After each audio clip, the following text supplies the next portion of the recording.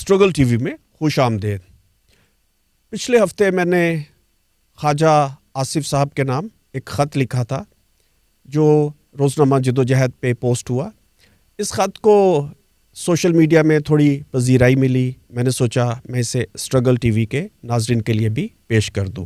تو پیش خدمت ہے خواجہ آصف سیالکوٹی کے نام ایک مختصر مراسلہ۔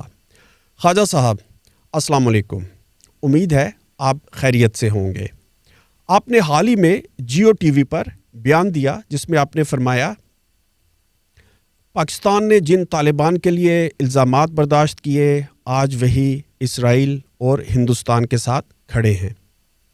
آپ کا بیان سنا تو مجھے وہ ٹویٹ یاد آیا جو آپ نے کابل پر طالبان کے دوبارہ قبضے کے موقع پر کیا تھا۔ آپ نے فرمایا تھا طاقتیں تمہاری ہیں اور خدا ہمارا ہے، اللہ اکبر۔ خواجہ صاحب، آپ علامہ اقبال سیالکوٹی کے بعد ان دنوں سب سے وائرل سیالکوٹی ہیں۔ آپ کا سابق گرائی ہونے کے ناطے صرف یہ جاننا چاہتا ہوں کہ یہ سب آپ کیسے کر لیتے ہیں۔ یقین کریں جب آپ ایسی نظریاتی کلا بازیاں لگاتے ہیں نا تو مجھے آپ کا اپنا شہرہ آفاق کول یاد آ جاتا ہے۔ کوئی شرم ہوتی ہے، کوئی حیا ہوتا ہے۔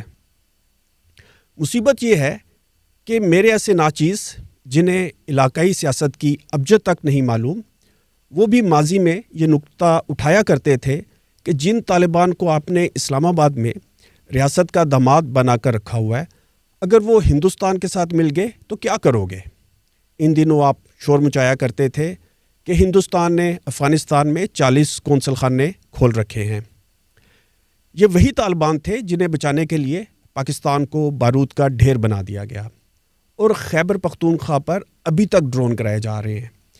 ہندوستان کے ساتھ تو 2-4 دن کے بعد سیز فائر ہو جاتا ہے، مگر خیبر پختونخوا میں تو غزہ کی طرح کسی سیز فائر کی امید بھی نہیں ہے۔ پوچھنا یہ بھی تھا کہ آج کل طاقتیں کس طرف جھکاؤ رکھتی ہیں، اور خدا ہمارا ہے یعنی اسلام آباد والوں کا یا کابل کے ساتھ؟ مصیبت صرف یہ نہیں کہ ماضی کے گڈ طالبان ہندو طالبان کے ساتھ مل گئے ہیں۔ ہمیشہ سے ہوا ہے کہ گڈ طالبان بعد میں بیڈ طالبان میں بدل جاتے ہیں، پھر حسب ضرورت بیڈ طالبان کو ری سائیکل کر کے ان کو گڈ طالبان کا درجہ دے دیا جاتا ہے۔ اصل مصیبت یہ ہے کہ طالبان کی پروڈکشن کا خوفناک کھیل جاری ہے۔ یہ سوچے بغیر کہ وہ کسی ازلی دشمن کے ساتھ مل جائیں گے، گڈ طالبان سے بیڈ طالبان بن جائیں گے، ان کی پروڈکشن جاری رہتی ہے۔ اس کی تازہ مثال یہ ہے کہ ہندوستان کے ساتھ ہونے والی حالیہ جنگ، اس جنگ کے بارے میں میری کولیگ کا کہنا یہ تھا کہ یہ اس تیزی سے ختم ہو گئی جس تیزی سے ہماری تنخواہ ختم ہوتی ہے۔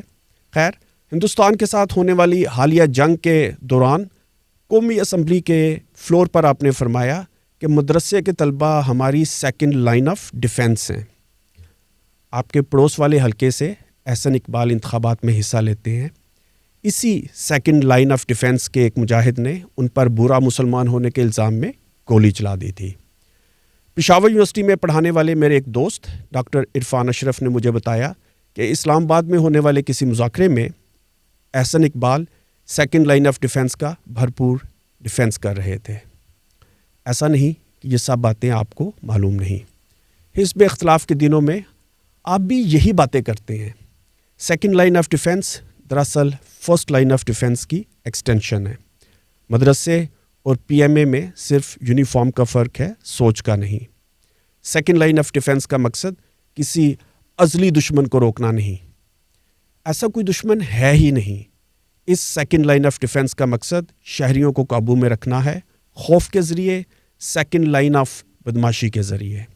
بات طول پکڑ جائے گی۔ اس خط کا مقصد یہ التماس کرنا تھا کہ اپنا سب سے مشہور قول واپس لے لیں، ایک نیا ٹویٹ کریں۔ نہ کوئی شرم ہوتی ہے، نہ کوئی حیا ہوتی ہے۔ فقط فاروق سلیریہ۔